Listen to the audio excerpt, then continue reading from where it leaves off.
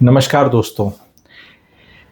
एक कहावत हमने सुनी और हर बार हम ये कहावत बहुत पॉडकास्ट पे आपने सुनी होगी, फाइनेंशियल इन्फ्लुएंसरों से सुनी होगी। वॉरेन बफे जी की कहावत को ये बताते हैं कि when there is fear on the street, when people are fearful, you should be greedy.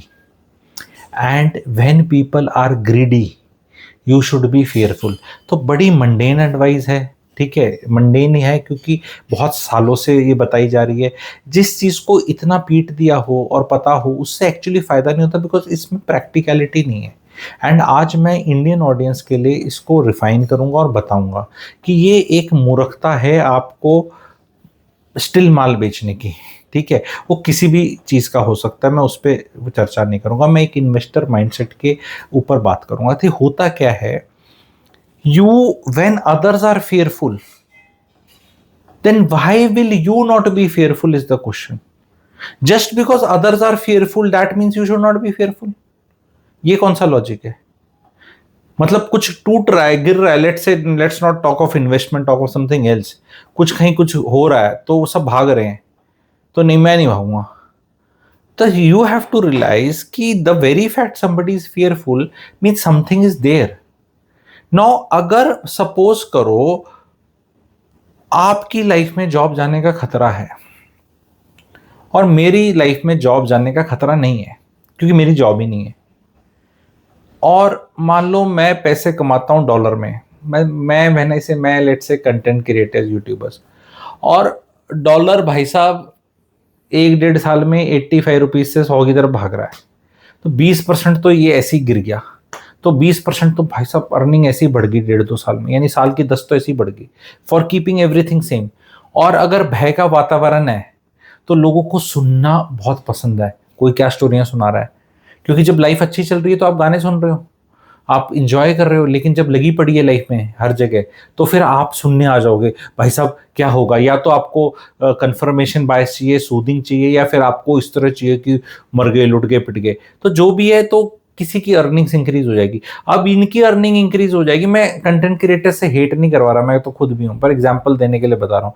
तो भाई ये आके तो ज्ञान इजीली बांट देगा ना कि now I am greedy because you are fearful। अरे I am greedy because I can afford to be greedy. जिसके पास पैसा आ रहा है वो तो ग्रीडी हो सकता है ना।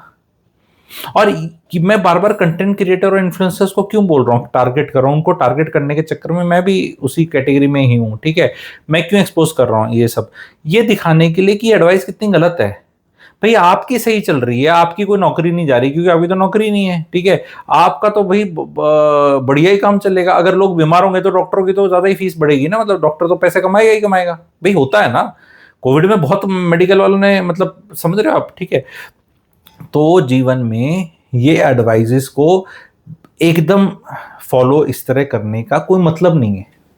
इफ देर इज फियर और नॉट फियर, बिकॉज सपोज करो everybody is greedy and then you should be fearful, you should always be cautious.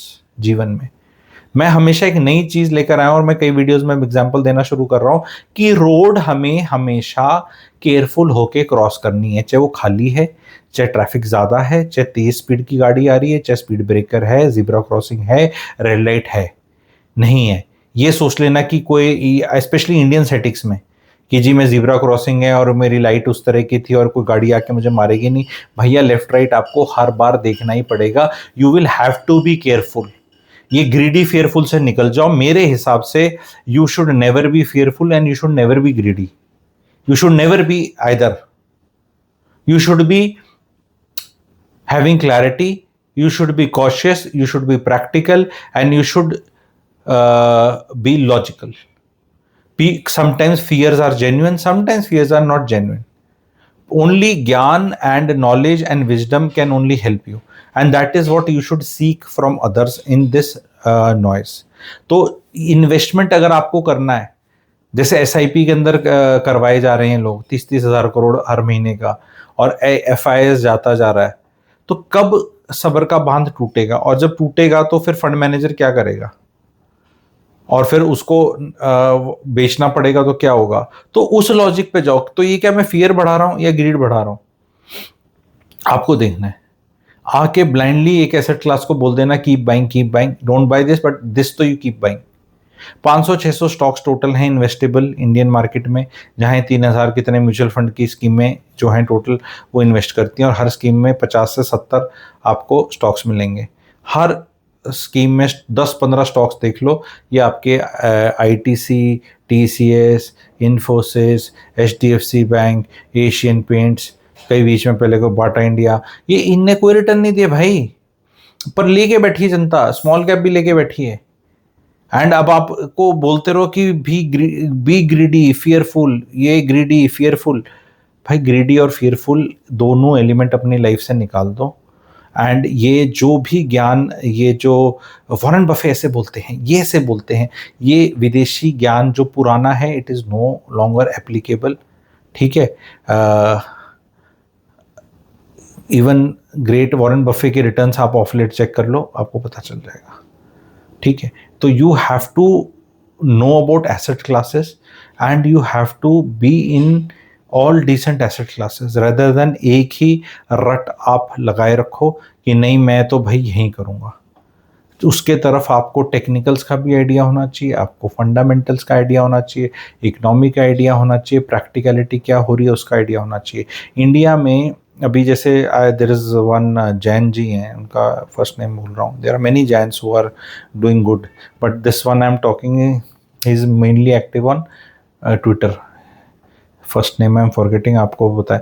तो he visits India and he does a very good job on Twitter and he writes and he was writing कि भैया India में manufacturing और इस चीज़ का बहुत अच्छा काम होते दिख रहा है अभी, और यंग एंटरप्रेन्योर्स जो यंग नहीं सॉरी एंटरप्रेन्योर्स जो 20-30 साल से एंटरप्रेन्योर्स हैं, अब वो एक अलग लेवल पे ऑपरेट कर रहे हैं एंड बहुत कुछ अच्छा होता दिख रहा है चेन्नई साइड में, गुजरात साइड में, पुणे महाराष्ट्र साइड में, मुंबई साइड में, एंड बहुत कुछ वो हो रहा है। एंड ये स्टॉक मार्केट और स्क्रीन रिफ्लेक्ट नहीं कर रही। ऑफकोर्स उनको नीचे काफ़ी उसमें हेट वो आया कि अरे तू क्या ऐसे लिख रहा है, ऐसा कुछ नहीं है, वहाँ जाके देख तराई मच गई, ये होगी वो होगी। तो फैक्ट ये है कि जहाँ पे एक्चुअल सेंस होगा वहाँ पे एक वो बैकलैश आएगा कि तू ये सेंस मत बता, जबरदस्ती की पॉजिटिविटी फैला रहा है कंट्री के बारे में, ये कर रहा है, और वो वाले जोन में ही रहने दे जो है कि यहाँ तो करप्शन है, यहाँ तो ये है, वहाँ तो ये है। एंड उसने बहुत अच्छा जवाब दिया, उन्होंने लिखा कि भाई तुम्हारी पॉलिटिकल आइडियोलॉजी कोई भी हो, as an investor you should not, ठीक है आपको किसी को वो करना है वो करो, लेकिन आप एज एन इन्वेस्टर होके you can not be obvious of the obvious. ठीक है, कि वॉट एवर इज देयर उसको ही मैं नहीं समझना चाहूँगा, उसी को मैं देखना नहीं चाहूँगा। ये बहुत गलत अप्रोच है। जो अगर अच्छा हो रहा है, जो चीज़ में आप देख रहे हो कि यार यहाँ तो रेजिलियंस है, यहाँ ठीक मामला हो रहा है, तो जैसे डेटा सेंटर्स वाली पावर सेक्टर के अंदर क्या क्या हो रहा है, ट्रांसमिशन सेक्टर के अंदर क्या क्या हो रहा है, अमेजिंग चीज़ आ रही है। इस पर अगर आप वीडियो चाहते हैं तो बताना, because I was doing research on this power वाला थिंग, तो बहुत कुछ दिखा अच्छा होता हुआ कि हम कितने एनर्जी की तरफ अब वो जा रहे हैं। स्पेशली ये जो झटका लगा है अभी हमारा हॉर्मोज वाला और ये ऑयल वाला जो लगा है, तो एकदम वो कहते हैं ना, हम हाथी हैं चलते वैसे हैं, लेकिन जब सो के जागते हैं और फिर एक मोमेंटम बनता है, तो एक बहुत अच्छा मोमेंटम बन जाता है। सरकार की तरफ से भी है, इंडस्ट्री की तरफ से भी है, रिक्वायरमेंट भी है, और बहुत वॉर फुटिंग पे मुझे लग रहा है इस तरफ चीज़ें हो रही हैं। तो पॉजिटिविटी पे एक चीज़ दिख रही है। ऑफ कोर्स वो स्क्रीन पे और सोशल मीडिया पे और जब तक लार्ज लोगों पे समझ में आएगी वो 1 साल बीत जाएगा, 2027 आ जाएगा। पर आप याद रखना कि आपको जून 2026 में बताई गई थी बात कि भाई नई चीज़ें ना कई जगह बहुत सही सी होने लगी हैं। Please learn, please try to research and noise से बचें। एक सेंस जहाँ पे भी बोली और कही जा रही है उसकी तरफ बढ़ें। Thank you very much. Channel को लाइक कर लें, सब्सक्राइब कर लें। इस वाले को बोलता नहीं हो तो लोग करते नहीं है, पर आप प्लीज़ कर लें। 2 सब्सक्राइबर हैं, आप प्लीज़ ऐड करें। Thank you very much.